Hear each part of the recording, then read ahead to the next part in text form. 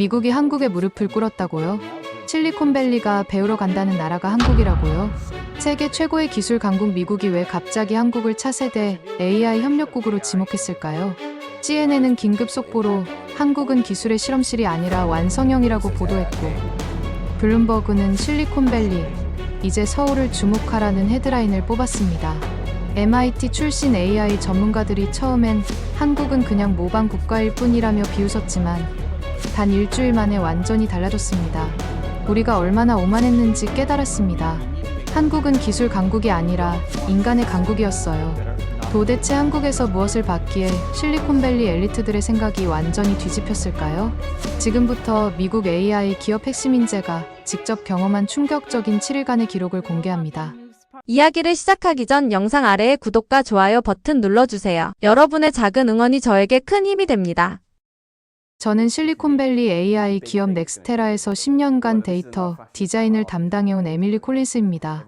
오늘 아침 회사 본관 로비에 직원 300여 명이 모였어요. 매년 진행되는 연례 포상 여행지 발표식이었죠. 작년엔 스위스였고 재작년엔 싱가포르였습니다. 다들 올해는 어디일까 궁금해하며 웅성거리고 있었어요. CEO인 마크 윌슨이 단상에 올라 마이크를 잡았습니다. 그의 표정이 평소와 달랐어요. 뭔가 심각하면서도 흥분된 그런 묘한 표정이었죠. 여러분, 올해 포상 여행지는 대한민국 서울입니다. 순간 로비가 조용해졌어요. 몇 초간의 침묵 후 여기저기서 수군거리는 소리가 들렸습니다. 한국, 왜 한국이지? K-팝 때문인가? 삼성 본사 견학이라도 가는 건가? 저 역시 당황스러웠습니다. 물론 한국이 기술 강국이라는 건 알고 있었어요.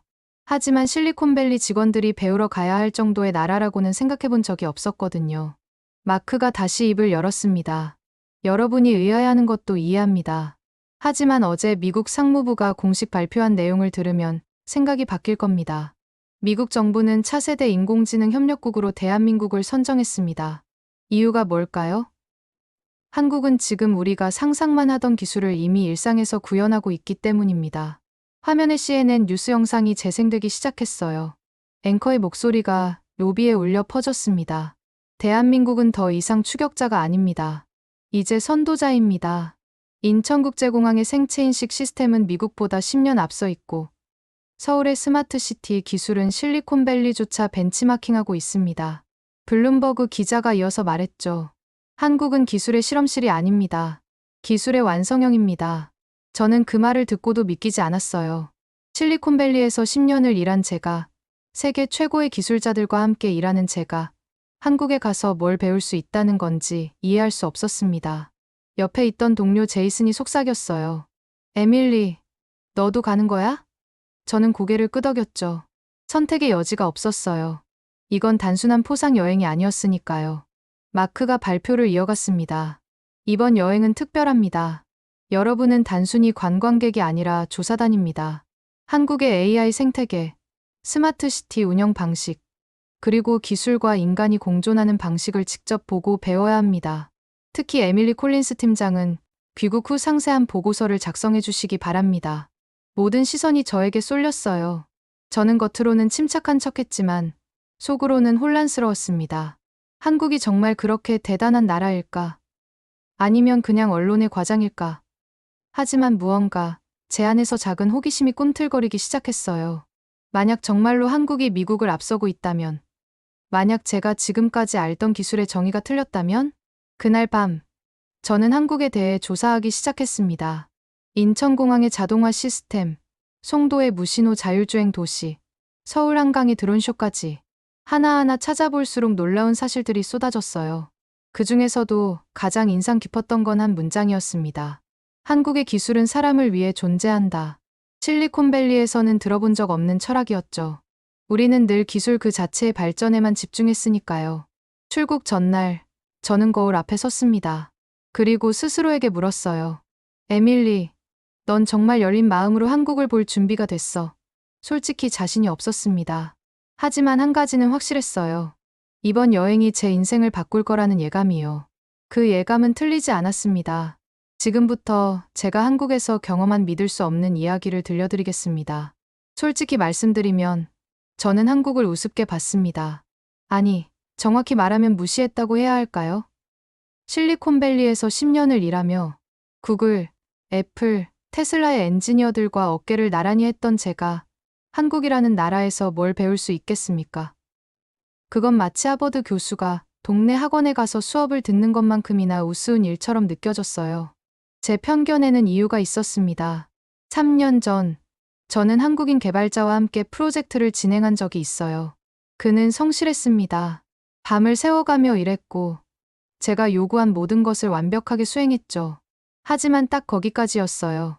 창의성이 없었습니다. 제가 이렇게 해봐라고 하면 그대로 했지만, 스스로 새로운 아이디어를 제시하는 법이 없었어요. 결국 그 프로젝트는 실패했고, 저는 그때부터 한국 사람들에 대한 고정관념을 갖게 됐습니다. 한국은 빠르게 따라하는 데는 천재지만 새로운 걸 만들어내진 못해. 포상 여행 발표가 있던 그날 저녁, 저는 회사 근처 카페에서 동료들과 만났어요. 모두들 한국행에 대해 이야기하고 있었죠. 제 옆에 앉은 마이클이 말했습니다. 에밀리, 넌 한국에 대해 어떻게 생각해? 진짜 거기가 우리보다 앞섰을까?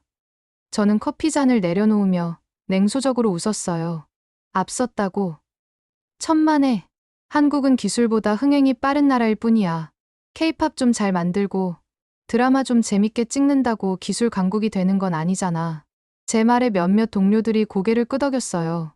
하지만 테이블 끝에 앉아있던 린다가 조용히 말했습니다. 에밀리, 난 내 말에 동의할 수 없어.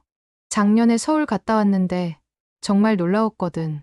지하철에서 5세대 통신망이 완벽하게 터지고 편의점에서 로봇이 서빙하더라고. 저는 어깨를 으쓱했죠. 그게 뭐 대단한 거야? 우리도 곧 다 구현할 기술들이잖아. 하지만 린다는 물러서지 않았어요. 곧 구현할 거라고? 에밀리, 한국은 이미 10년 전부터 그걸 일상에서 쓰고 있었어. 우리가 실험실에서 테스트할 때 한국은 거리에서 실제로 사용하고 있었다고. 저는 짜증이 났습니다. 왜 다들 갑자기 한국 편을 드는 거죠? 린다, 그건 그냥 빨리 도입한 거지. 개발한 게 아니잖아. 한국이 뭘 발명했는데. 결국 미국 기술을 가져다 쓴 거 아니야? 그 순간 카페 안이 조용해졌어요. 제 말이 너무 과했던 걸까요? 린다는 더 이상 대꾸하지 않았고, 다른 동료들도 주제를 바꿨습니다. 하지만 저는 제 생각이 틀렸다고 생각하지 않았어요. 저는 MIT를 졸업했고, 인공지능 분야에서 10년간 일했으며, 수많은 프로젝트를 성공시켰습니다. 제 판단이 틀릴 리 없다고 확신했죠. 집으로 돌아오는 길, 저는 차 안에서 혼잣말을 했어요. 한국에 가서 뭘 보겠어. 삼성 본사, LG 공장. 결국 우리가 만든 기술을 조립하는 곳일 뿐인데. 그런데 이상했습니다. 제 안에서 작은 불편함이 느껴졌어요. 마치 뭔가 중요한 걸 놓치고 있다는 느낌이랄까요? 하지만 저는 그 느낌을 무시했습니다. 그건 그냥 여행 준비에 대한 귀찮음이라고 생각했으니까요. 다음 날, 저는 CEO 마크에게 불려갔습니다. 그의 사무실은 늘 깔끔했지만 오늘은 책상 위에 한국 관련 자료들이 가득했어요. 마크가 저를 보며 말했습니다. 에밀리, 이번 여행에서 내가 맡을 역할이 중요해. 넌 단순히 관광하는 게 아니라 한국의 AI 생태계를 분석하고 보고서를 작성해야 해. 우리가 배울 점이 있는지, 협업 가능성은 있는지 판단해야 한다고. 저는 속으로 한숨을 쉬었어요. 배울 점이라니요. 솔직히 말씀드리면 저는 한국에서 우리가 배울 게 있다고 생각하지 않습니다. 마크의 표정이 굳었습니다. 에밀리, 그런 태도로 가면 아무것도 못 보고 올 거야. 미국 상무부가 괜히 한국을 선정한 게 아니야. 뭔가 우리가 모르는 게 있다는 뜻이지. 저는 형식적으로 고개를 끄덕였어요. 하지만 마음속으로는 여전히 확신하고 있었죠. 한국은 그냥 잘 포장된 나라일 뿐이야. 사무실을 나오면서 저는 제 책상으로 돌아왔어요. 컴퓨터 화면에 한국 관련 뉴스가 떠 있었습니다. 서울, 세계에서 가장 혁신적인 도시 1위 선정. 한국의 AI 기술, 실리콘밸리를 추월하다. 인천공항, 15년 연속 세계 최고 공항. 저는 마우스를 움직여 창을 닫았어요. 과장된 기사들이야. 언론은 늘 그렇잖아. 하지만 제 내면 깊은 곳에서는 작은 두려움이 자라고 있었습니다. 만약 내가 틀렸다면? 만약 한국이 정말 대단한 나라라면? 그 생각이 들자마자 저는 고개를 저었어요. 말도 안 돼. 내가 10년간 일한 실리콘밸리가 최고야. 한국 따위가 우릴 넘어설 순 없어. 저는 스스로를 설득하며 출국 준비를 시작했습니다. 하지만 알지 못했죠. 제가 곧 겪게 될 충격이 얼마나 클지를요. 출국 이틀 전, 저는 할머니와 통화를 했어요. 할머니는 올해 83이신데 여전히 정정하세요. 에밀리, 어디 간다고 했지? 한국이요. 할머니, 회사 포상 여행이에요. 할머니의 목소리가 갑자기 조용해졌습니다. 한국이라. 내 할아버지가 그곳에서 싸우셨단다. 한국 전쟁 때 저는 깜짝 놀랐어요. 할아버지가 한국전 참전용사였다는 건 알고 있었지만 할머니가 그 이야기를 꺼낸 건 처음이었거든요. 할머니, 할아버지가 한국에 대해 뭐라고 하셨어요? 할머니는 잠시 침묵하시더니 말씀하셨습니다. 내 할아버지는 한국 사람들을 존경하셨어. 전쟁으로 모든 걸 잃었는데도 다시 일어서더래. 그 강인함과 끈기를 평생 잊지 못하셨지. 저는 할머니의 말을 듣고도 여전히 냉소적이었어요. 그건 옛날 이야기잖아요. 지금 한국은 달라요. 하지만 할머니는 단호하게 말씀하셨습니다. 에밀리, 편견을 버리고 제대로 봐. 내가 얼마나 오만한지 깨달을 거야. 전화를 끊고 나서 저는 창밖을 바라봤습니다. 실리콘밸리의 밤하늘은 늘 그랬듯이 화려했어요. 하지만 제 마음속은 복잡했습니다. 할머니의 마지막 말이 계속 맴돌았거든요. 편견을 버리고 제대로 봐. 저는 정말 편견을 가지고 있는 걸까요?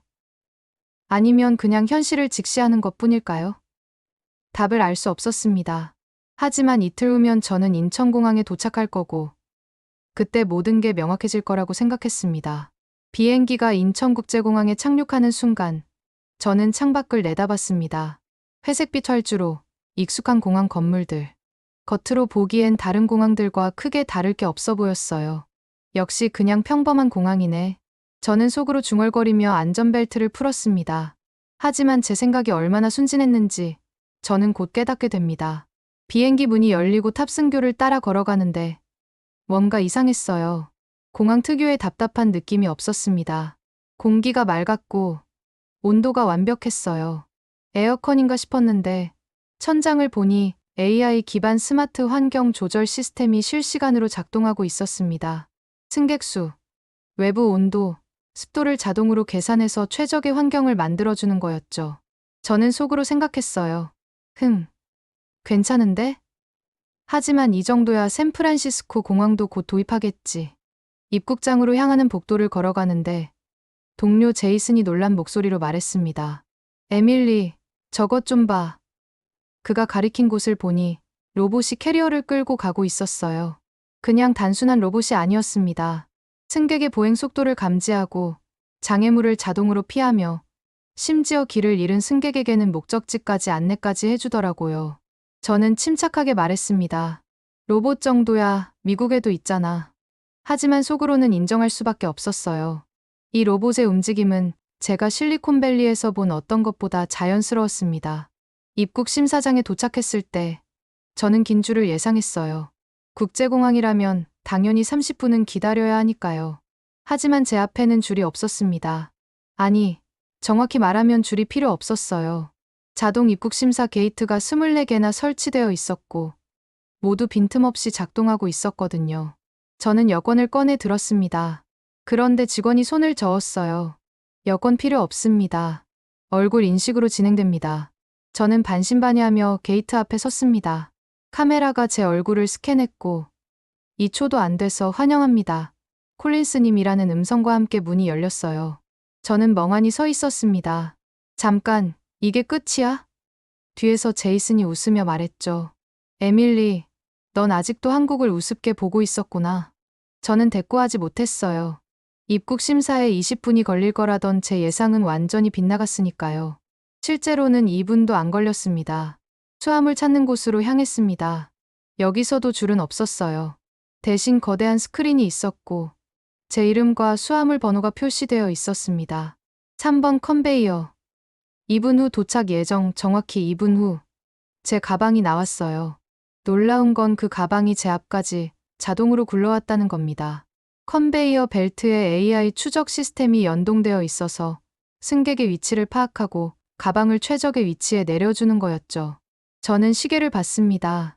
비행기에서 내려 입국 심사를 마치고 수화물까지 찾는 데 걸린 시간, 총 18분. 샌프란시스코 공항에서는 최소 1시간은 걸리는 과정이었어요. 저는 동료들을 돌아봤습니다. 모두 같은 표정이었어요. 믿을 수 없다는 표정. 린다가 작은 목소리로 말했습니다. 에밀리, 이제 알겠어? 이게 한국이야. 공항 밖으로 나가는 길. 저는 주변을 둘러봤습니다. 안내 표지판은 한글, 영어, 중국어, 일본어로 완벽하게 표기되어 있었고, 곳곳에 번역 키오스크가 있었어요.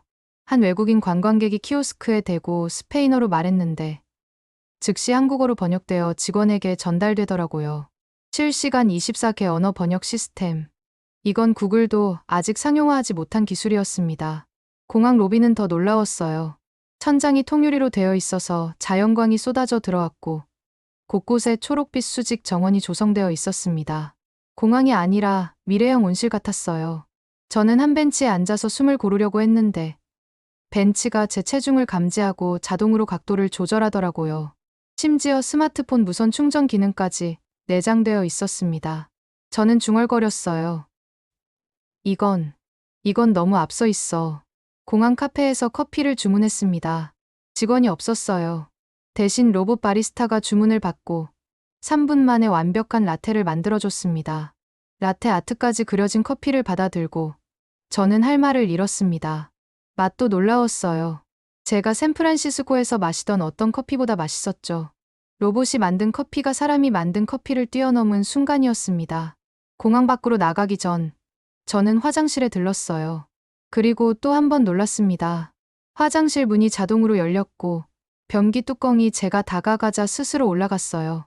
보리를 보고 나니 자동으로 물이 내려갔고 세면대에서는 손을 대지도 않았는데 물이 나왔습니다. 심지어 손을 말리는 건조기까지 자동으로 작동했죠. 모든 게 완벽하게 자동화되어 있었어요. 저는 거울 속 제 모습을 봤습니다. 제 얼굴엔 당혹감이 가득했어요. 공항 출구로 향하는데 거대한 디지털 월이 눈에 들어왔습니다. 한국의 사계절을 보여주는 영상이 재생되고 있었는데 해상도가 너무 선명해서 실제 풍경인지 영상인지 구분이 안 될 정도였어요. 8K, 아니 그 이상의 화질이었습니다. 영상이 끝나고 대한민국에 오신 것을 환영합니다 라는 메시지가 한국어, 영어, 중국어, 일본어로 동시에 떴어요. 저는 그 메시지를 보며 생각했습니다. 아, 이건 단순한 환영 인사가 아니구나. 이건 선언이야. 우리가 이만큼 발전했다는 선언. 공항을 완전히 빠져나와 밖 공기를 마셨습니다. 서울의 가을 공기는 상쾌했어요. 제이슨이 제 옆에 섰습니다. 에밀리, 솔직히 말해봐. 지금 내 생각이 뭐야? 저는 한참을 침묵하다가 입을 열었어요. 이건 실리콘밸리가 아니야. 이건 실리콘 행성이야. 제이슨이 웃었습니다. 그래. 이제야 내가 제대로 보기 시작하는구나. 저는 고개를 들어 인천공항 건물을 다시 바라봤습니다. 현대적인 외관, 완벽한 시스템, 인간을 배려한 설계. 이 모든 게 조화롭게 어우러진 공간. 저는 그제야 깨달았어요. 한국은 기술을 과시하려고 이런 공항을 만든 게 아니었습니다. 사람들을 편하게 하려고 만든 거였어요. 기술이 목적이 아니라 수단이었던 겁니다. 그리고 그 차이가 이렇게 큰 격차를 만들어낸 거였죠. 택시를 타고 서울로 향하는 내내 저는 창밖을 멍하니 바라봤습니다. 제 안에서 뭔가 무너지고 있었어요. 10년간 쌓아온 확신, 실리콘밸리가 최고라는 믿음. 그게 흔들리기 시작했습니다. 인천공항에서의 18분은 제 인생을 바꾸기에 충분한 시간이었어요. 저는 스스로에게 물었습니다. 에밀리, 넌 지금까지 뭘 본 거야? 한국은 단순한 모방 국가가 아니야. 이건 완전히 다른 차원이야. 호텔에 도착해서 짐을 풀고 저는 창밖을 내다봤습니다. 서울의 스카이라인이 눈앞에 펼쳐졌어요. 높은 빌딩들 사이로 한강이 유유히 흐르고 있었죠. 석양이 강물에 반사되어 황금빛으로 물들었습니다. 아름다웠어요. 하지만 저는 여전히 경계심을 늦추지 않았습니다. 공항이 좋다고 해서 나라 전체가 그런 건 아니잖아. 저녁 7시. 회사에서 준비한 첫날 일정이 시작됐습니다. 한강 드론 라이트쇼 관람 솔직히 별 기대가 없었어요. 드론쇼요? 미국에서도 몇 번 본 적 있었거든요. 수백 대의 드론이 하늘에서 그림을 그리는 거, 화려하긴 하지만 그게 다였습니다. 하지만 동료들이 모두 가겠다고 해서 저도 따라 나섰죠. 여의도 한강공원에 도착했을 때 이미 수천 명의 사람들이 모여 있었습니다. 가족 단위 관람객, 연인들, 외국인 관광객들까지 모두들 설레는 표정으로 하늘을 올려다보고 있었어요. 저는 제이슨 옆에 서서 팔짱을 꼈습니다. 어디 한번 보자. 미국 드론 쇼랑 뭐가 다른지. 오후 8시 정각, 갑자기 한강 위에 모든 조명이 꺼졌습니다. 어둠이 내려앉았어요. 그리고 1초 후 하늘이 밝아지기 시작했습니다. 하나, 둘, 열, 백. 무려 3,000대의 드론이 동시에 떠올랐어요. 제 입이 저절로 벌어졌습니다. 3,000대라고? 미국에서 본 드론쇼는 기껏해야 500대 수준이었거든요. 드론들이 한강 상공에서 춤을 추기 시작했습니다. 처음엔 한국의 전통 무늬인 태극 문양이 나타났어요. 그 다음엔 거대한 봉황이 날개를 펼쳤고 그 봉황이 하늘을 가로지르며 불꽃처럼 흩어졌습니다. 저는 숨을 죽이고 바라봤어요. 이건 단순한 드론쇼가 아니었습니다. 예술이었어요. 기술과 문화가 완벽하게 융합된 작품이었죠. 그런데 그때였습니다. 하늘에서 빗방울이 떨어지기 시작했어요. 가랑비였습니다. 저는 속으로 생각했죠. 아, 이제 쇼가 중단되겠구나. 미국이었다면 당연히 안전상의 이유로 공연을 멈췄을 겁니다. 하지만 드론들은 멈추지 않았어요. 오히려 더 역동적으로 움직이기 시작했습니다. 그리고 믿을 수 없는 일이 벌어졌습니다. 갑자기 비가 멈춘 거예요. 아니, 정확히 말하면 관객석 위로는 빗방울이 떨어지지 않았어요. 저는 고개를 들어 위를 봤습니다. 드론 수백 대가 관객석 상공에 모여서 보이지 않는 돔을 형성하고 있었어요. 초음파 기술을 이용해서 빗방울을 밀어내는 거였습니다. 저는 손을 위로 뻗었어요. 제 손 위로는 한 방울의 물도 떨어지지 않았지만 돔 밖에서는 여전히 비가 내리고 있었습니다. 이게 가능한 일이야? 제 옆에 있던 린다가 감탄하며 말했습니다. 에밀리, 이게 한국이야. 기술이 사람을 지키는 나라. 저는 대답할 수 없었어요. 너무 놀라서 말이 안 나왔거든요. 실리콘밸리에서 10년을 일했지만 이런 기술은 본 적도 들은 적도 없었습니다. 드론쇼는 계속됐습니다. 하늘에 거대한 한글 문자가 나타났어요. 사랑, 평화, 희망. 그 단어들이 영어, 중국어, 일본어로 차례로 변환됐습니다. 그리고 마지막에는 모든 언어가 동시에 나타났어요. 마치 세계가 하나로 연결된다는 메시지를 전하는 것 같았습니다. 저는 그 순간 알았어요. 한국은 기술을 자랑하려는 게 아니었습니다. 기술로 메시지를 전하고 있었던 거죠. 공연이 절정에 이르렀을 때 3,000대의 드론이 모두 모여서 거대한 지구본을 만들었습니다. 그 지구본이 천천히 회전하며 각 대륙이 빛났어요. 그리고 한반도 부분이 특히 밝게 빛나더니 그 빛이 전 세계로 퍼져나갔습니다. 저는 그 광경을 보며 눈물이 핑 돌았어요. 왜 눈물이 나는지 저도 몰랐습니다. 그냥 가슴이 벅차올랐어요. 공연이 끝나고 드론들이 하나둘 내려왔습니다. 관객들은 기립박수를 쳤어요. 저도 모르게 박수를 치고 있었습니다. 제이슨이 제 어깨를 툭 쳤습니다. 에밀리, 이제 인정해. 한국은 우리가 생각했던 것보다 훨씬 앞서 있어. 저는 고개를 끄덕였어요. 이제는 부정할 수 없었으니까요. 공원을 나서는 길, 한 한국인 스태프가 우리에게 다가왔습니다. 젊은 여성이었는데 유창한 영어로 말했어요. 공연 즐기셨나요? 오늘 초음파 돔 시스템을 처음 공개했어요. 관객들이 비를 맞지 않고 공연을 즐길 수 있도록 개발한 기술이죠. 저는 물었습니다. 이 기술은 어디서 개발한 건가요? 그녀가 웃으며 대답했어요. 한국과학기술원이요. 2년 전부터 연구해왔어요. 저는 할 말을 잃었습니다. 2년 전이라면 2023년이에요. 그때 실리콘밸리에서는 이런 기술을 상상조차 하지 못했습니다.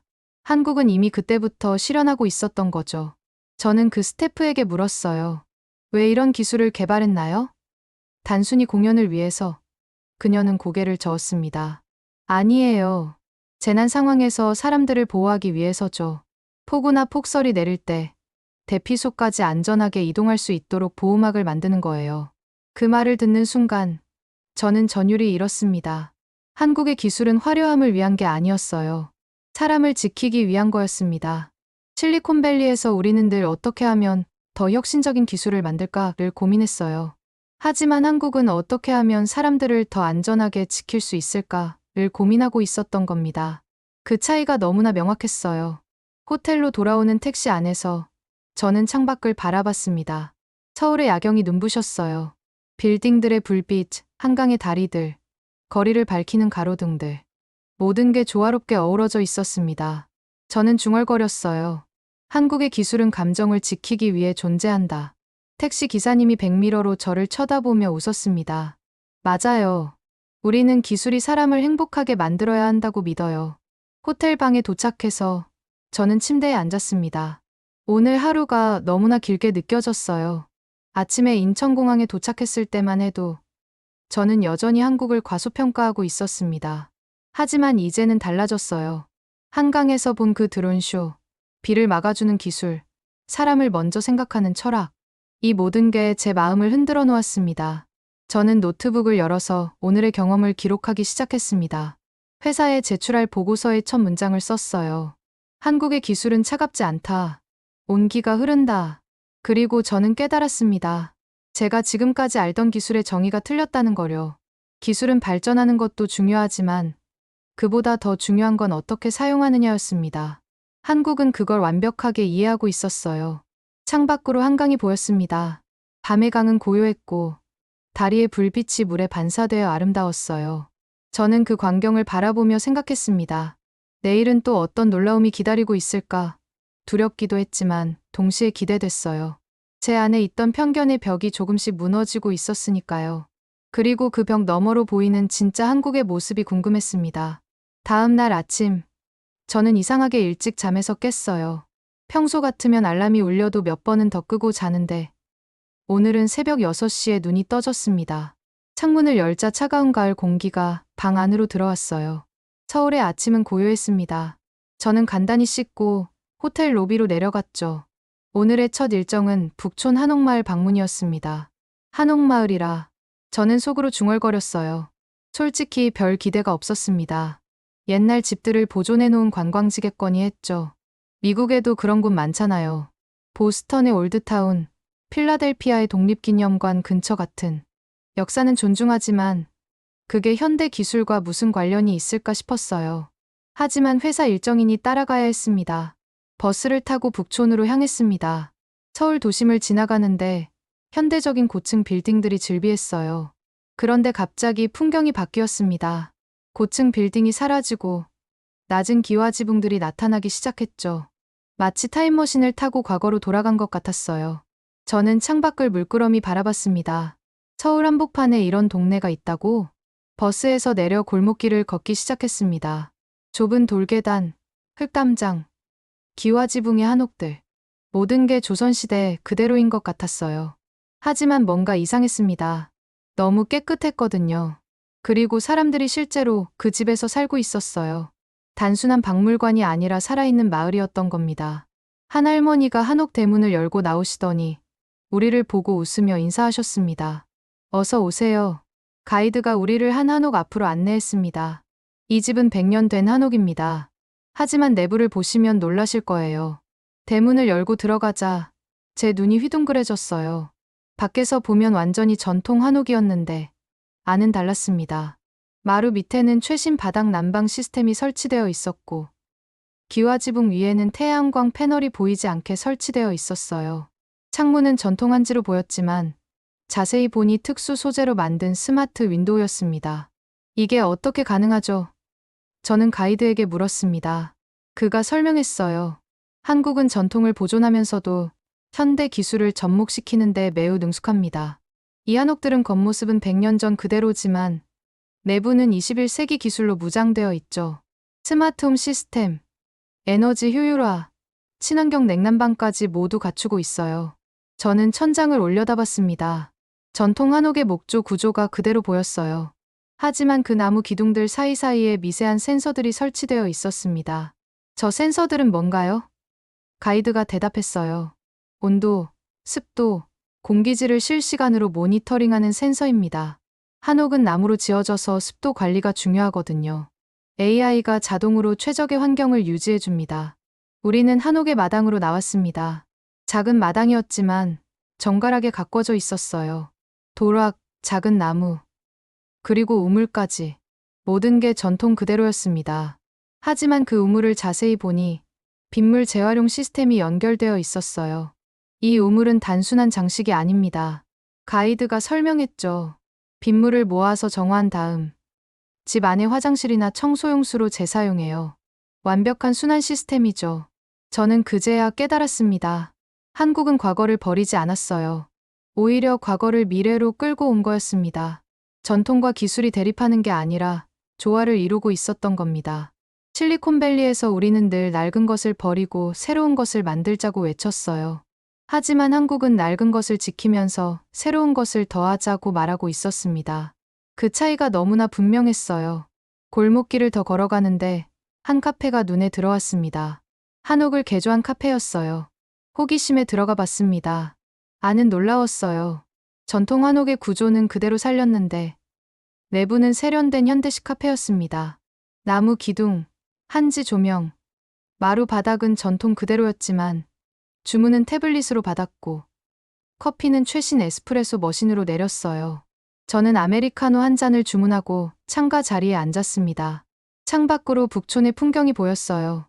기와 지붕들이 층층이 쌓여 있고 그 너머로 현대식 빌딩들이 솟아 있었습니다. 과거와 현재가, 전통과 미래가 한 프레임 안에 공존하고 있었어요. 저는 그 광경을 보며 할아버지를 떠올렸습니다. 한국전쟁에 참전하셨던 할아버지.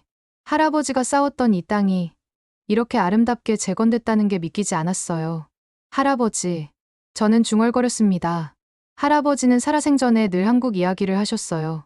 전쟁으로 모든 게 폐허가 됐지만 한국 사람들은 포기하지 않았어. 그들의 눈빛에는 희망이 있었지. 어린 시절, 저는 그 말을 이해하지 못했습니다. 하지만 지금 이 순간, 이 북촌 한옥마을에 앉아 있으니 알 것 같았어요. 한국은 전쟁의 상처를 딛고 일어섰을 뿐만 아니라 자신들의 정체성까지 지켜낸 거였습니다. 커피를 마시고 나와서 저는 동료들과 함께 언덕을 올라갔습니다. 북촌의 가장 높은 지점에 전망대가 있었거든요. 언덕을 오르는 게 힘들었지만 정상에 도착했을 때 보이는 풍경은 그 수고를 보상하고도 남았습니다.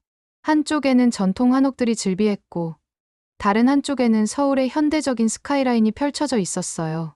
그리고 그 중심에 경복궁이 자리 잡고 있었습니다. 제이슨이 사진을 찍으며 말했습니다. 에밀리, 이 광경 좀 봐.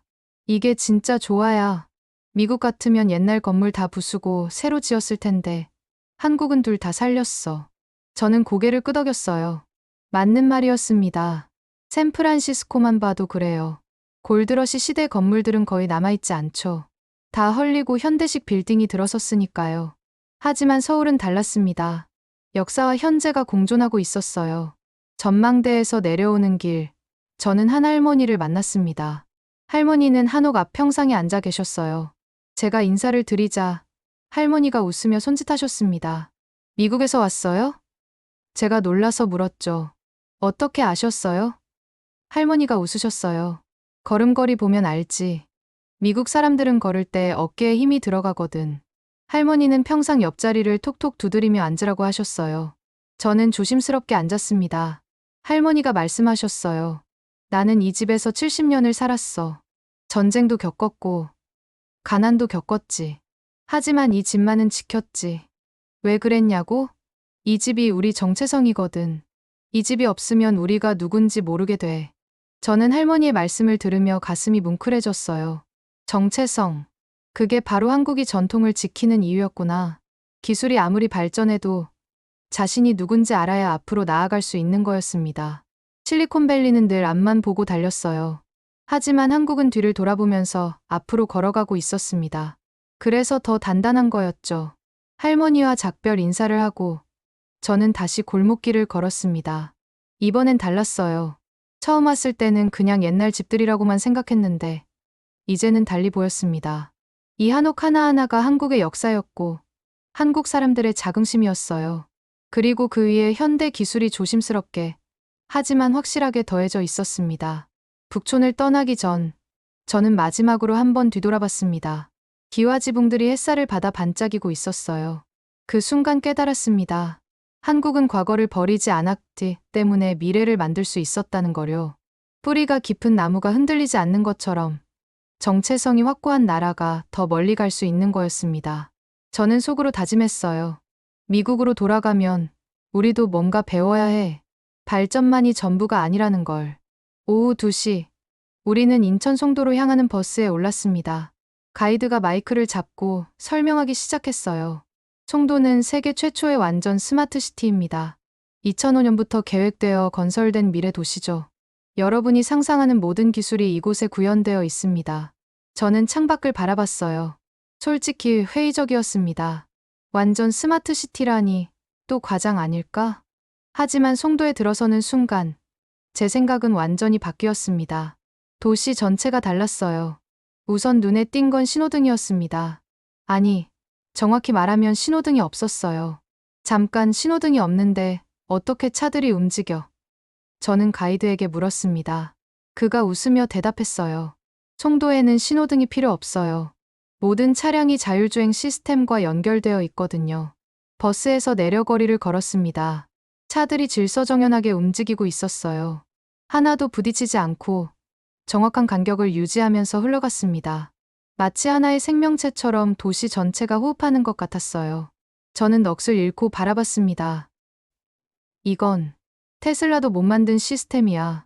가이드가 우리를 한 건물로 안내했습니다. 송도 스마트시티 통제센터입니다. 여기서 도시 전체를 관리하죠. 건물 안으로 들어가자 거대한 스크린이 벽 하나를 가득 채우고 있었어요. 스크린에는 송도의 실시간 데이터가 표시되고 있었습니다. 교통 흐름, 에너지 사용량, 대기질, 쓰레기 수거 현황, 심지어 공원에 벤치가 몇 개 비어 있는지까지 모든 게 실시간으로 모니터링되고 있었어요. 센터장이 나와서 설명했습니다. 송도는 AI가 도시를 운영합니다. 하지만 AI가 사람을 지배하는 게 아니에요. AI는 사람들이 더 편하게 살 수 있도록 돕는 조력자죠. 예를 들어, 교통 흐름을 분석해서 최적의 경로를 제안하고, 에너지 사용량을 예측해서 효율적으로 배분합니다. 모든 결정의 중심에는 시민의 안전과 편의가 있어요. 저는 그 말을 듣고 충격을 받았습니다. 실리콘밸리에서 우리가 만드는 AI는 어땠나요? 우리는 늘 AI가 인간을 대체할 것이라고 말했어요. 더 빠르고, 더 정확하고, 더 효율적인 AI. 하지만 한국의 AI는 달랐습니다. 인간을 대체하는 게 아니라 인간을 돕는 AI였어요. 그 철학적 차이가 이렇게 큰 결과를 만들어낸 거였습니다. 우리는 송도의 주거지역으로 이동했습니다. 한 아파트 단지에 들어갔는데 로비부터 달랐어요. 사람이 없었습니다. 대신 AI 컨시어지가 있었죠. 환영합니다. 무엇을 도와드릴까요? 유창한 영어로 말하는 AI 홀로그램이 나타났어요. 제이슨이 장난삼아 물었습니다. 근처에 맛있는 식당 있어. AI가 즉시 대답했어요. 손님의 식성을 분석한 결과 7분 거리에 있는 이탈리안 레스토랑을 추천드립니다. 평점 4.8이며 오늘은 파스타 특선 메뉴가 있습니다. 엘리베이터를 타고 20층으로 올라갔습니다. 한 가정집을 방문하는 일정이었어요. 문을 열고 들어가자 집 안 곳곳에 스마트 기기들이 있었습니다. 하지만 눈에 거슬리지 않았어요. 모든 게 자연스럽게 인테리어에 녹아 있었거든요. 집주인인 김 씨가 우리를 맞이했습니다. 어서 오세요. 송도에 산 지 5년 됐어요. 처음엔 낯설었는데 이제는 이곳을 떠날 수가 없어요. 김 씨가 집을 안내했습니다. 아침에 일어나면 AI가 오늘의 날씨, 대기질, 제 건강 상태를 분석해서 알려줘요. 그리고 그에 맞춰서 창문을 열거나 공기청정기를 작동시키죠. 제가 아무것도 하지 않아도 집이 알아서 최적의 환경을 만들어줍니다. 거실 창문이 자동으로 열렸어요. 지금 밖 공기가 좋아서 환기 중이에요. 부엌으로 이동했습니다. 냉장고 문을 여니 안에 있는 식재료들이 스크린에 표시됐어요. 우유 유통기한 이틀 남음, 달걀 개수 6개, 토마토 신선도 80%, 모든 게 자동으로 관리되고 있었습니다. 김 씨가 말했어요. 냉장고가 자동으로 장 볼 목록을 만들어줘요. 그리고 제가 원하면 온라인으로 주문도 해주죠. 음식물 쓰레기도 거의 안 나와요. AI가 최적의 소비량을 계산해주니까요. 화장실도 놀라웠습니다. 변기에 앉으면 자동으로 건강 체크가 됐어요. 체온, 맥박, 혈압까지. 매일 아침 건강 데이터가 병원으로 전송돼요. 만약 이상이 있으면 병원에서 먼저 연락이 와요. 예방약이 완벽하게 구현된 거죠. 김 씨의 설명을 듣고 저는 감탄할 수밖에 없었습니다. 이건 단순한 편의가 아니었어요. 삶의 질 자체를 바꾸는 시스템이었습니다. 발코니로 나갔습니다. 송도의 전경이 한눈에 들어왔어요. 초록색 공원들이 건물 사이사이에 배치되어 있었고 인공 운하가 도시를 가로지르고 있었습니다. 김 씨가 말했어요. 송도는 도시 면적의 40%가 녹지예요. AI가 나무 한 그루, 풀 한 포기까지 관리해요. 물 주는 시간, 비료 주는 양, 모든 게 자동으로 조절되죠. 그래서 항상 초록빛이 유지돼요. 저는 그 말을 듣고 깊이 생각에 잠겼습니다. 실리콘밸리는 어땠나요? 우리는 사무실에만 갇혀서 코드를 짰어요.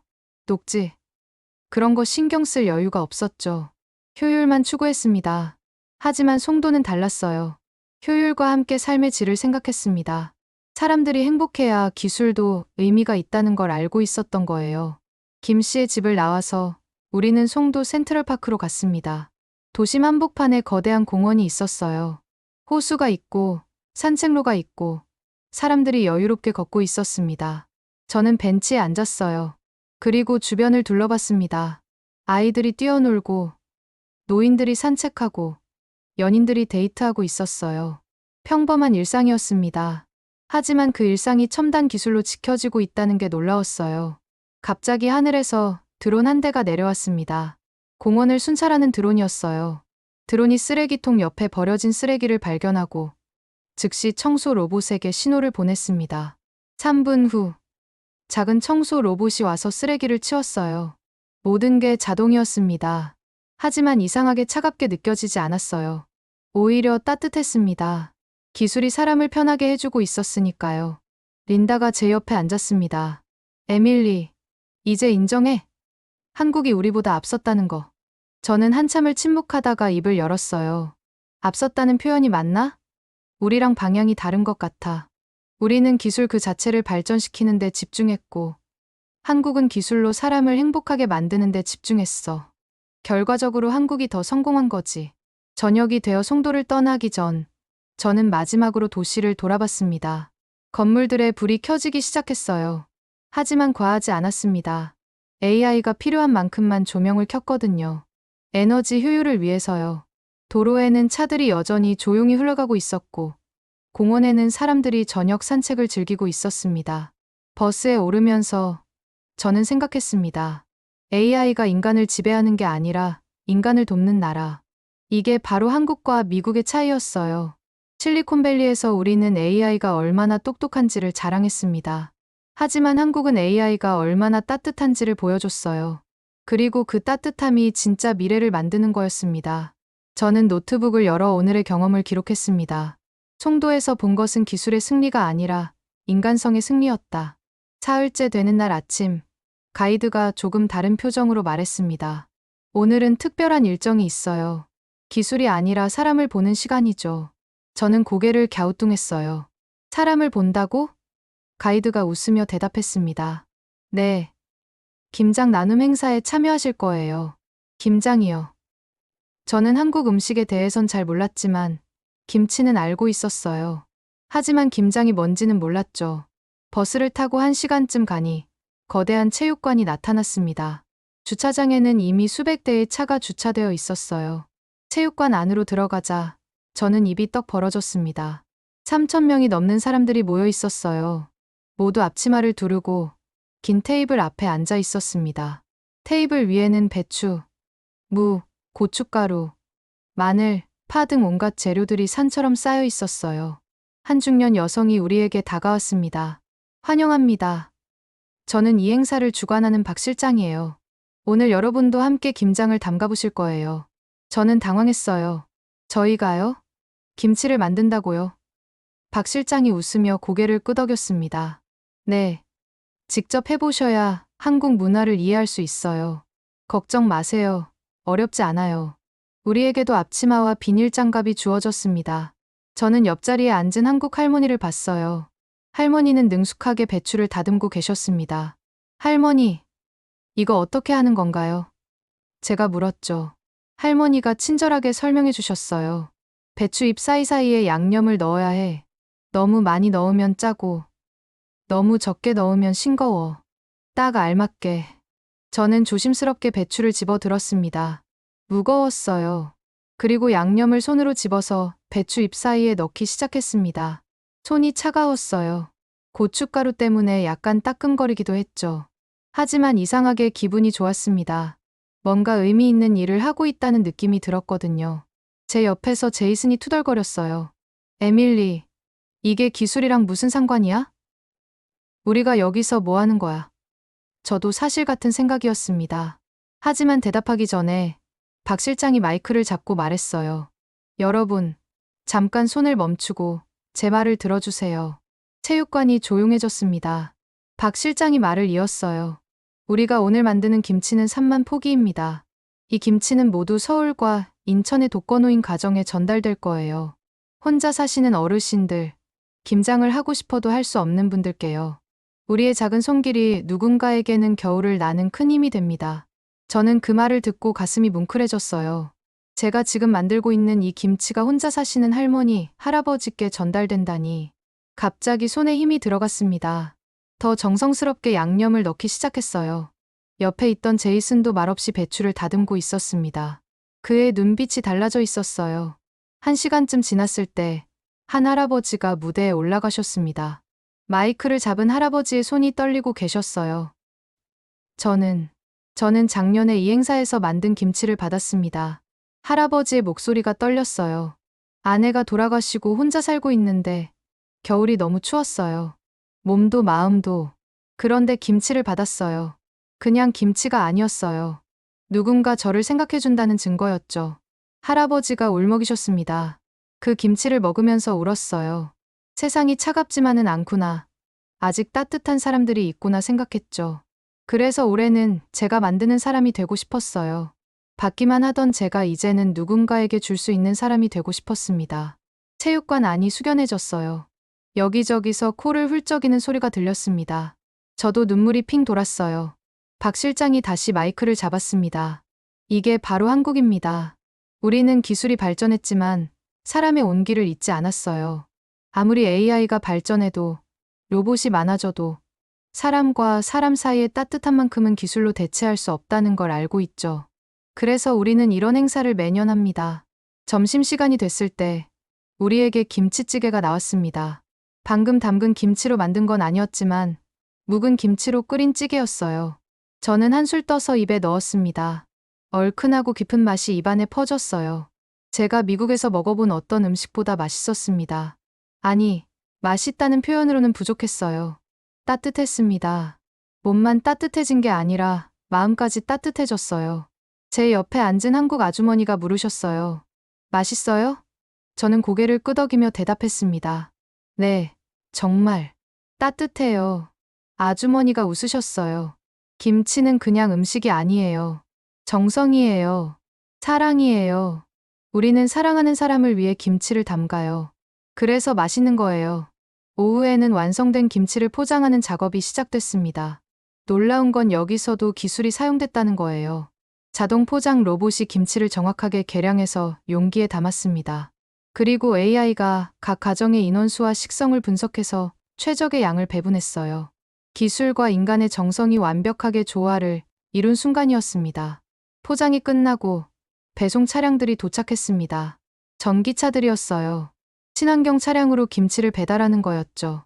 심지어 배송 경로도 AI가 최적화해서 가장 빠르고 효율적으로 모든 가정에 전달될 수 있도록 계획되어 있었습니다. 저는 그 모습을 보며 감탄했어요. 기술이 사람의 따뜻함을 전하는 도구가 되고 있구나. 행사가 끝나고 저는 손을 씻으러 화장실에 갔습니다. 거울 앞에 섰을 때 제 얼굴에 미소가 지어져 있었어요. 언제 이렇게 웃었나 싶을 정도로 환한 미소였습니다. 실리콘밸리에서 일할 때는 늘 긴장해 있었어요. 더 빨리, 더 완벽하게, 더 혁신적으로. 하지만 오늘은 달랐습니다. 천천히, 정성스럽게, 누군가를 위해. 그게 얼마나 행복한 일인지 처음 알았어요. 밖으로 나오니 노을이 지고 있었습니다. 하늘이 주황빛으로 물들었어요. 제이슨이 제 옆에 섰습니다. 에밀리, 오늘 뭔가 느낀 거 있어. 저는 한참을 침묵하다가 입을 열었어요. 응. 이 나라의 기술은 차갑지 않아. 온기가 흐르고 있어. 사람을 향한 온기. 버스를 타고 호텔로 돌아오는 길. 저는 창밖을 바라봤습니다. 거리에는 사람들이 퇴근하고 있었어요. 다들 바쁘게 걸어가지만 누군가와 부딪히면 죄송합니다라고 말했습니다. 누군가 길을 물어보면 친절하게 알려줬어요. 지하철역 입구에서는 젊은이가 노인의 짐을 들어주고 있었습니다. 작은 장면들이었지만 그 안에 한국의 진짜 모습이 있었어요. 호텔 방에 돌아와서 저는 오늘 찍은 사진들을 봤습니다. 김치를 담그는 제 모습, 웃고 있는 할머니들, 포장된 김치를 실어 나르는 자원봉사자들. 모든 사진에서 따뜻함이 느껴졌어요. 저는 보고서에 한 문장을 추가했습니다. 한국의 기술 발전은 인간의 따뜻함을 포기하지 않았기에 가능했다. 창밖으로 서울의 야경이 보였습니다. 수많은 불빛들이 반짝이고 있었어요.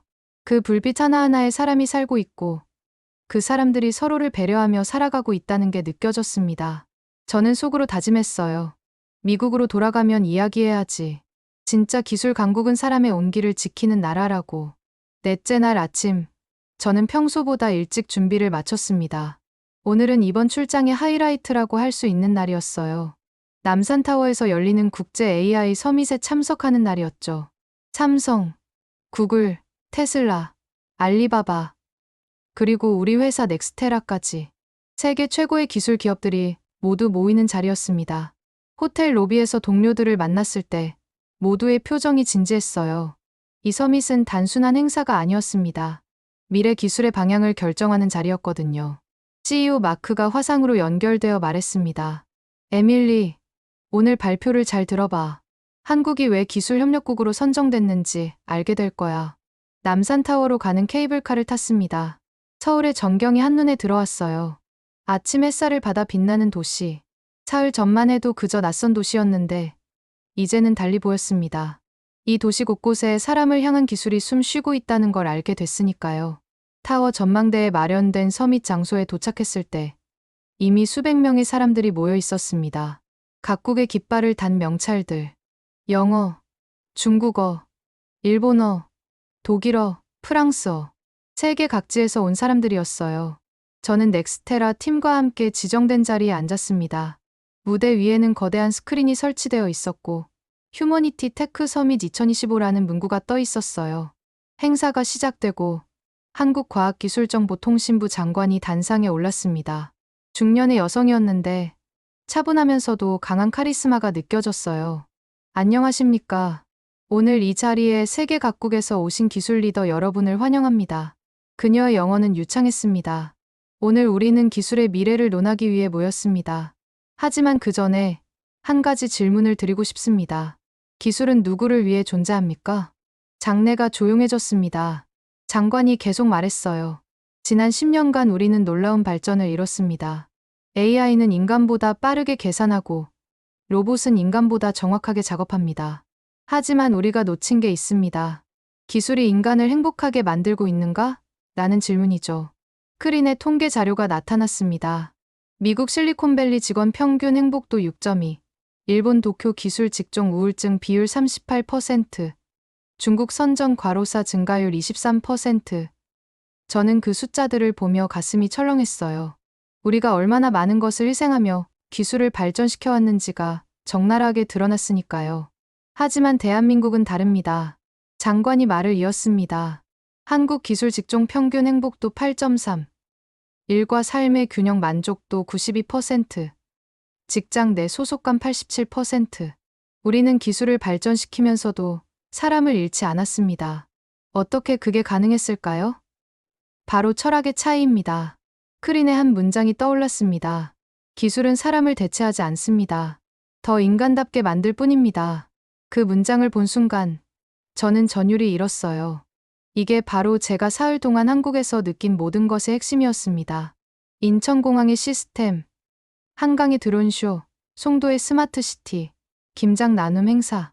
모든 것이 이 한 문장으로 설명됐어요. 이어서 삼성전자 부회장이 발표를 시작했습니다. 우리는 반도체를 만듭니다. 하지만 우리의 목표는 더 빠른 칩을 만드는 게 아닙니다. 사람들의 일상을 더 편하게 만드는 겁니다. 그래서 우리는 전력 효율을 최우선으로 생각하죠. 지구를 위해서, 미래 세대를 위해서요. 그의 발표 내내 사람과 환경이라는 단어가 반복됐습니다. 구글 아시아 대표가 발표대에 올랐습니다. 저는 솔직히 말씀드리겠습니다. 우리 구글은 한국에서 배웠습니다. 장래가 술렁였어요. 세계 최고의 기술 기업인 구글이 한국에서 배웠다니. 한국의 네이버는 AI 검색에서 단순히 정보를 제공하는 게 아니라 사용자의 의도를 파악합니다. 그 사람이 정말 필요로 하는 게 뭔지를 찾아내죠. 이게 진짜 AI입니다. 카카오 대표가 무대에 올랐을 때 저는 앞으로 몸을 기울였습니다. 궁금했거든요. 한국의 토종 기업이 어떤 철학을 가지고 있는지. 카카오톡을 아시죠? 그가 물었습니다. 청중 대부분이 고개를 끄덕였어요. 우리에겐 50명이 넘는 사용자가 있습니다. 하지만 우리가 가장 중요하게 생각하는 건 숫자가 아닙니다. 연결입니다. 사람과 사람의 연결, 사람과 정보의 연결, 사람과 서비스의 연결. 기술은 그 연결을 돕는 도구일 뿐입니다. 테슬라 아시아 부사장이 발표할 차례였습니다. 저는 전기차를 팝니다. 하지만 한국에 와서 깨달았습니다. 차는 단순히 이동수단이 아니라는 거요. 한국의 자율주행 기술을 보세요. 차가 사람을 목적지로 데려다 주는 게 아니라 사람이 편안하게 쉬면서 갈 수 있도록 돕습니다. 차 안에서 회의를 하고, 영화를 보고, 가족과 시간을 보낼 수 있죠. 이게 진짜 미래입니다. 점심시간이 되어 휴식 시간이 주어졌습니다. 저는 전망대 창가로 갔어요. 서울이 한눈에 내려다 보였습니다. 북한산, 한강, 고층 빌딩들, 그리고 그 사이사이의 전통 건물들. 모든 게 조화롭게 어우러져 있었어요. 옆에 구글 대표가 와서 섰습니다. 인상적이죠? 이 도시를 보면 한국의 철학이 보여요. 과거와 현재, 전통과 미래가 공존하는 거. 오후 세션이 시작됐습니다. 토론 시간이었어요. 주제는 인간 중심, AI의 미래였습니다. 각국 대표들이 패널로 나왔고, 한국 카이스트 교수가 사회를 봤습니다. AI가 인간을 대체할 것이라는 두려움이 많습니다. 하지만 한국에서는 그런 두려움이 적어요. 왜일까요? 한국 패널이 대답했습니다. 우리는 AI를 동료로 봅니다.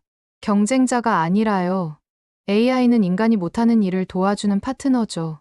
예를 들어, 병원에서 AI가 진단을 돕지만 최종 결정은 의사가 합니다. AI가 자료를 분석하고 의사는 환자를 돌보죠. 이게 우리가 생각하는 협업입니다. 알리바바 대표가 물었습니다. 하지만 그러면 효율이 떨어지지 않나요? AI에게 모든 걸 맡기는 게 더 빠를 텐데요. 한국 패널이 미소 지으며 대답했어요. 빠른 게 항상 좋은 건 아닙니다. 중요한 건 정확하고 따뜻하고 신뢰할 수 있는 거예요. 속도보다 중요한 게 있습니다. 바로 사람입니다. 토론이 절정에 이르렀을 때 갑자기 한 노신사가 손을 들었습니다. 행사 주최 측이 마이크를 건네자 그가 일어났어요. 저는 일본에서 온 타나카입니다. 소니에서 40년간 일했죠. 오늘 이 자리에서 저는 고백합니다. 우리가 틀렸다고. 장래가 숙연해졌습니다. 우리는 기술 그 자체에만 집중했습니다. 더 작게, 더 빠르게, 더 강하게. 하지만 사람은 뒷전이었어요. 그 결과가 뭡니까? 직원들은 우울하고 사회는 피폐해졌습니다. 한국이 우리에게 보여준 건 다른 길입니다. 기술과 인간이 함께 가는 길이죠. 저는 오늘 많은 걸 배웠습니다. 그가 한국 패널들을 향해 깊이 고개를 숙였어요. 그 순간 놀라운 일이 벌어졌습니다. 청중 전체가 일어나서 박수를 치기 시작한 겁니다. 기립박수였어요. 저도 모르게 일어나서 박수를 치고 있었습니다. 눈물이 났어요. 왜 우는지 정확히 설명할 순 없었지만 가슴이 벅차올랐습니다. 이게 바로 진짜 미래구나. 기술이 사람을 이기는 게 아니라 사람과 기술이 함께 이기는 미래. 행사가 끝나고 장관이 마지막 말을 했습니다. 오늘 이 자리에 모인 여러분께 약속드립니다. 대한민국은 계속해서 인간 중심 기술을 발전시킬 것입니다. 그리고 그 기술을 세계와 나눌 것입니다. 기술은 경쟁이 아니라 협력입니다. 함께 갑시다. 다시 한번 기립박수가 터져 나왔어요. 행사장을 나오면서 제이슨이 제게 말했습니다.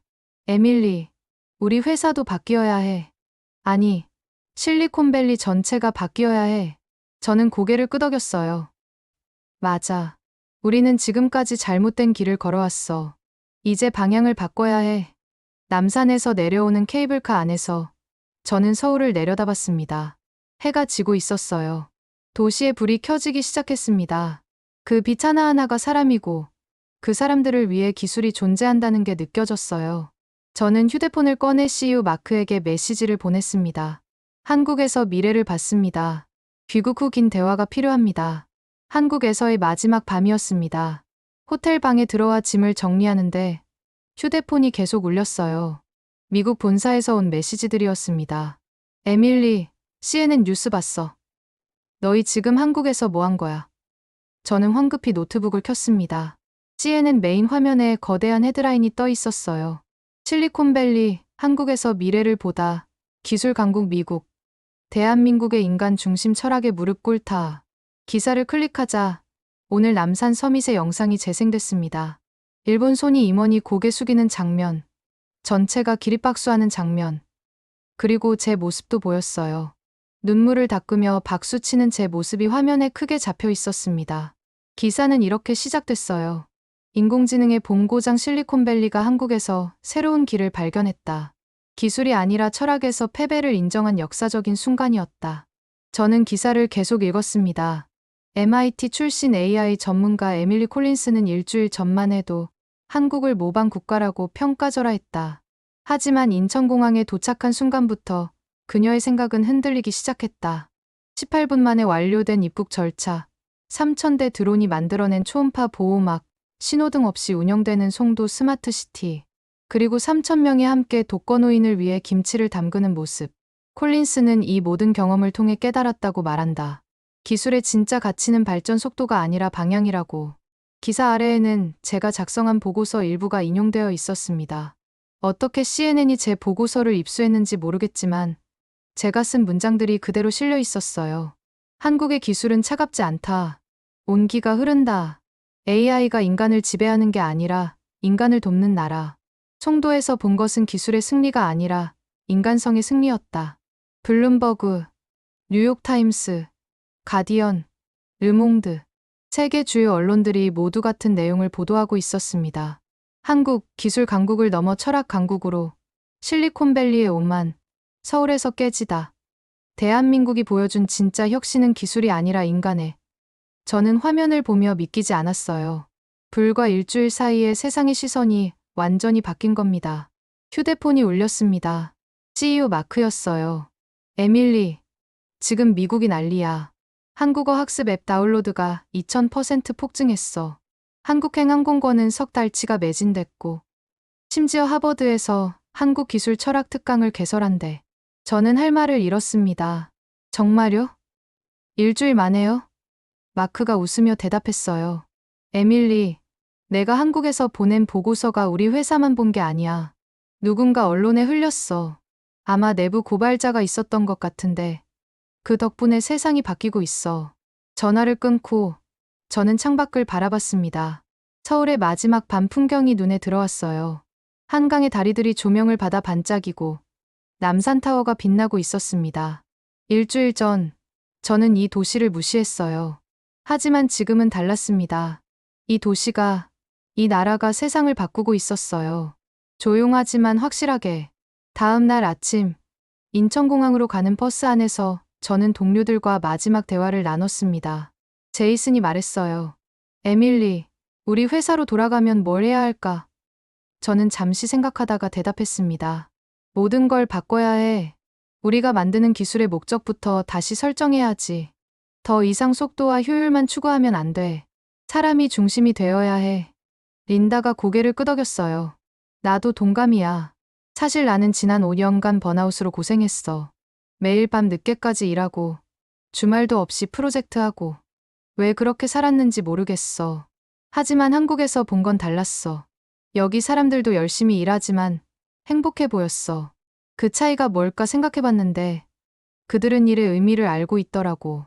누구를 위해, 왜 일하는지를. 인천공항에 도착했습니다. 일주일 전 처음 왔을 때와 같은 공간이었지만 제 눈에는 완전히 다르게 보였어요. 이제 저는 이 공항의 모든 시스템이 어떤 철학으로 만들어졌는지 알고 있었습니다. 승객의 편의를 최우선으로, 기술은 그저 도구로. 체크인을 하고 보안 검색을 받는 내내 저는 모든 걸 다시 봤습니다. 로봇이 짐을 옮기고 AI가 길을 안내하지만 결코 차갑지 않았어요. 오히려 따뜻했습니다. 출국장 면세점을 지나가는데 한 가족이 눈에 들어왔습니다. 미국인 가족이었어요. 아빠가 아이에게 말하고 있었습니다. 보니, 여기가 바로 미래야. 내가 커서 만들어야 할 세상이야. 기술이 사람을 행복하게 만드는 세상. 아이가 고개를 끄덕이며 주변을 둘러봤어요. 그 모습을 보며 저는 희망을 느꼈습니다. 다음 세대는 우리와 다를 거라고. 한국이 보여준 길을 따라갈 거라고. 탑승 게이트 앞에서 기다리는 동안 저는 휴대폰으로 뉴스를 확인했습니다. 실시간 검색어 1위가 한국 기술 철학이었어요. 2위는 인간 중심 AI, 3위는 에밀리 콜린스 인터뷰. 저는 깜짝 놀랐습니다. 제 이름이 검색어에 올라가다니. 기사를 클릭하자 제가 한국에서 찍은 사진들과 함께 인터뷰 요청이 쏟아지고 있다는 내용이 나왔어요. TED, 구글 토크, 하버드 강연까지. 비행기에 탑승했습니다. 창가 자리에 앉아서 저는 마지막으로 한국을 바라봤어요. 활주로 너머로 서울의 빌딩들이 보였습니다. 일주일 전 저는 이 나라를 얕잡아 봤어요. 하지만 지금은 존경합니다. 아니, 존경을 넘어 감사하고 있었어요. 제 인생의 방향을 바꿔준 나라. 진짜 기술이 무엇인지 가르쳐준 나라. 비행기가 이륙하면서 저는 노트북을 열었습니다. 해야 할 일이 많았어요.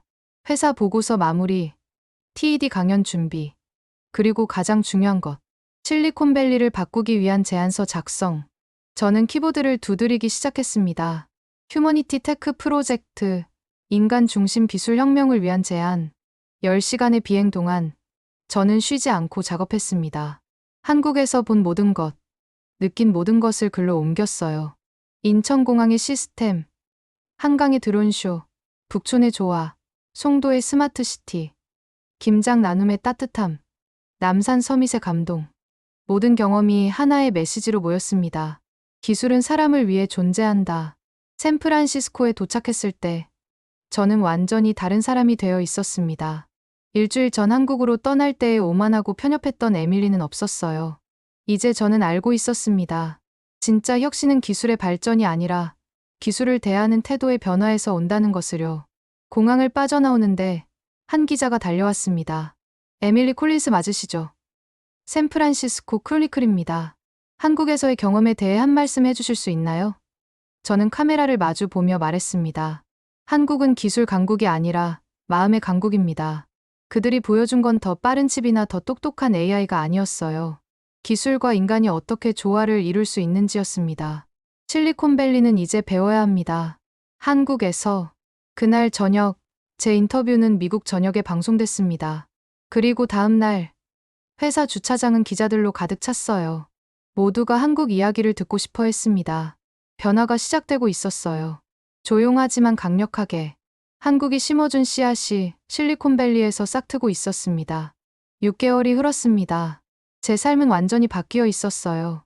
TED 강연은 조회수 1000만을 넘었고 하버드에서 객원 교수 제안이 들어왔습니다. 하지만 그 모든 제안을 정중히 거절했어요. 제가 선택한 건 다른 길이었으니까요.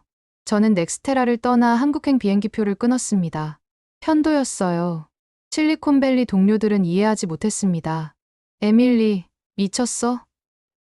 지금 내가 미국에서 얼마나 핫한데? 한국으로 간다고. 거기서 뭘 할 건데? 하지만 저는 확신이 있었어요. 진짜 미래는 한국에 있다고. 제가 배우고 싶은 건, 제가 만들고 싶은 세상은 한국에 있다고요. 인천공항에 다시 도착했을 때 묘한 기분이 들었습니다. 6개월 전 처음 왔을 때와 같은 공간이지만 이번엔 관광객이 아니었어요. 이민자였습니다. 아니, 정확히 말하면 배움을 구하는 학생이었죠. 입국 심사 게이트를 지나는데 AI가 말했습니다. 환영합니다. 콜린스님. 다시 오셨군요. 저는 미소 지었어요. 응. 이번엔 머물러. 공항을 빠져나와 택시를 탔습니다. 기사님이 백미러로 저를 보며 물으셨어요. 미국에서 오셨어요? 여행이세요? 저는 대답했습니다. 아니요. 이제 여기서 살 거예요. 기사님이 놀라며 물으셨죠. 왜요? 미국이 더 좋잖아요. 저는 고개를 저었습니다. 아니에요. 한국이 더 좋아요. 여기엔 미래가 있어요. 서울 강남의 한 오피스텔에 짐을 풀었습니다. 작은 공간이었지만 제게는 충분했어요. 창밖으로 서울의 스카이라인이 보였습니다. 낮에도 밤에도 아름다운 도시. 저는 이 도시에서 새로운 시작을 하려고 했어요. 한국 스타트업에 합류하기로 했거든요. 인간 중심 AI를 개발하는 작은 회사였습니다. 첫 출근 날 사무실에 들어갔을 때 놀랐습니다. 실리콘밸리와 완전히 달랐어요. 책상은 널찍했고 사람들 사이 간격도 여유로웠습니다. 무엇보다 분위기가 달랐어요. 차갑지 않았습니다. CEO인 김 대표가 저를 맞이했어요. 에밀리님, 환영합니다. 저희 회사는 작지만 우리가 만드는 기술은 크답니다. 그의 눈빛에서 진정성이 느껴졌어요. 팀 미팅에 참석했습니다. 10명 정도의 팀원들이 모여 있었어요. 김 대표가 말했습니다. 우리의 목표는 간단합니다. 할머니도 쓸 수 있는 AI를 만드는 거예요. 복잡한 기술은 필요 없어요. 따뜻한 기술이 필요하죠. 저는 그 말을 듣고 가슴이 뛰었습니다. 이거였어요.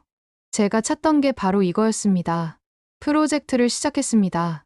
독거노인을 위한 AI 돌봄 시스템이었어요. 실리콘밸리에서 했던 일과는 완전히 달랐습니다. 우리는 코드를 짜기 전에 먼저 노인복지관을 방문했어요. 할머니, 할아버지들과 직접 이야기하며 무엇이 필요한지 들었습니다. 너무 복잡하면 못 써요. 버튼이 크면 좋겠어요. 가끔 말동무가 되어주면 좋겠어요. 석 달간 개발에 몰두했습니다. 하지만 실리콘밸리에서처럼 밤을 새우진 않았어요. 저녁 6시면 퇴근했고 주말은 완전히 쉬었습니다. 김 대표가 말했어요. 에밀리님, 우리는 사람을 위한 기술을 만들어요. 그러려면 우리 자신이 먼저 사람답게 살아야 해요. 처음엔 이상했지만 점점 적응됐습니다. 오히려 효율이 더 좋아졌어요. 쉬고 나니 아이디어가 더 잘 나왔으니까요. 첫 번째 프로토타입이 완성됐습니다. 다시 노인복지관을 찾았어요. 한 할머니께 시스템을 설명드렸습니다. 할머니, 이 AI가 매일 아침 인사하고 약 드실 시간 알려드리고 위급할 때 자동으로 구조 요청도 해요. 할머니가 조심스럽게 태블릿을 만지셨어요. 안녕하세요. 할머니, AI가 따뜻한 목소리로 인사했습니다. 할머니의 눈에 눈물이 고였어요. 고맙구나. 말동무가 생겼네. 그 순간 저는 깨달았습니다. 이게 진짜 기술이구나. 화려하지 않아도 복잡하지 않아도 누군가에게 위로가 되는 기술. 실리콘밸리에서 저는 수백만 사용자를 위한 시스템을 만들었어요. 하지만 한국에서는 한 사람을 위한 기술을 만들고 있었습니다.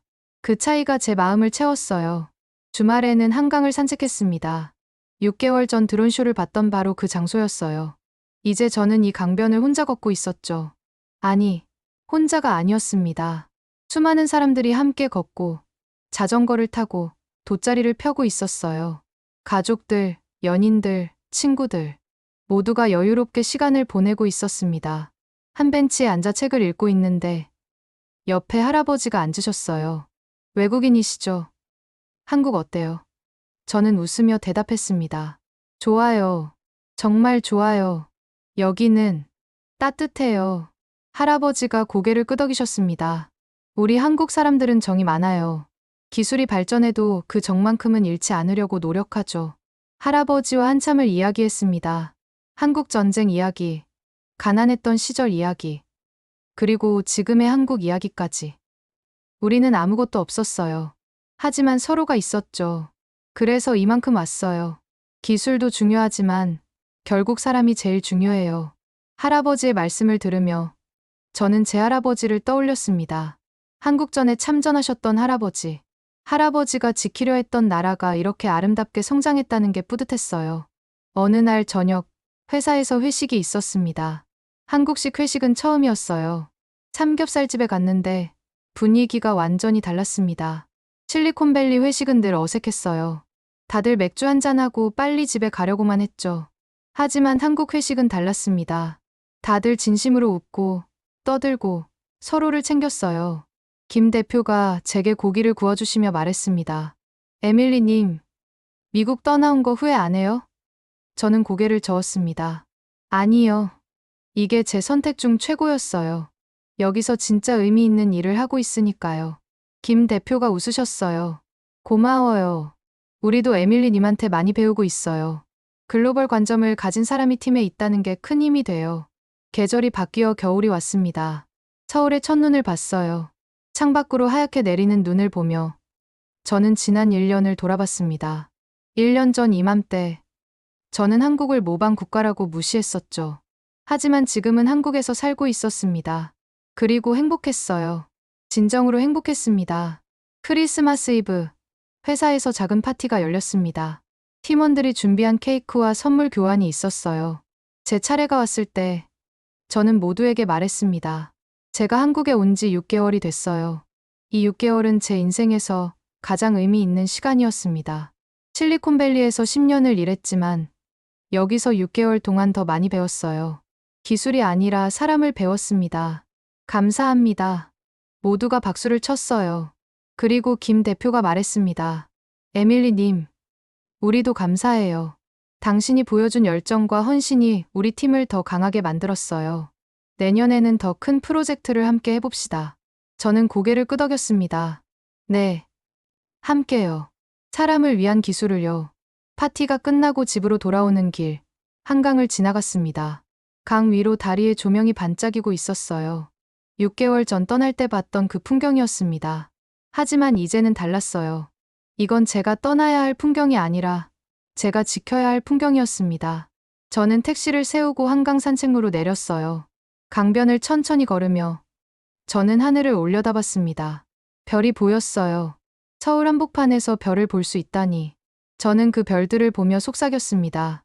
한국은 기술의 끝이 아니라 인간의 시작을 보여준 나라였다. 그리고 저는 이 나라에서 이 사람들과 함께 진짜 미래를 만들 거라고 다짐했어요. 주머니에서 휴대폰을 꺼내 사진을 찍었습니다. 한강의 야경, 반짝이는 다리, 그리고 하늘의 별. 이 사진을 미국에 있는 친구들에게 보냈어요. 메시지와 함께 진짜 미래는 사람 속에 있다. 한국에서 그걸 배웠어. 너희도 언젠가 이 의미를 알게 되길. 집으로 돌아와 침대에 누웠습니다. 피곤했지만 마음은 가벼웠어요. 내일 아침이면 다시 출근하고 또 사람을 위한 기술을 만들 겁니다. 화려하지 않아도 느리더라도 따뜻한 기술을요. 그게 바로 제가 한국에서 찾은 답이었습니다. 눈을 감기 전 저는 마지막으로 중얼거렸습니다. 한국아, 고마워. 나를 바꿔줘서. 진짜 나를 찾게 해줘서. 창밖으로 서울의 불빛이 여전히 반짝이고 있었습니다. 그 빛 하나하나에 사람이 있고 그 사람들의 이야기가 있고 그 이야기를 돕는 기술이 있었어요.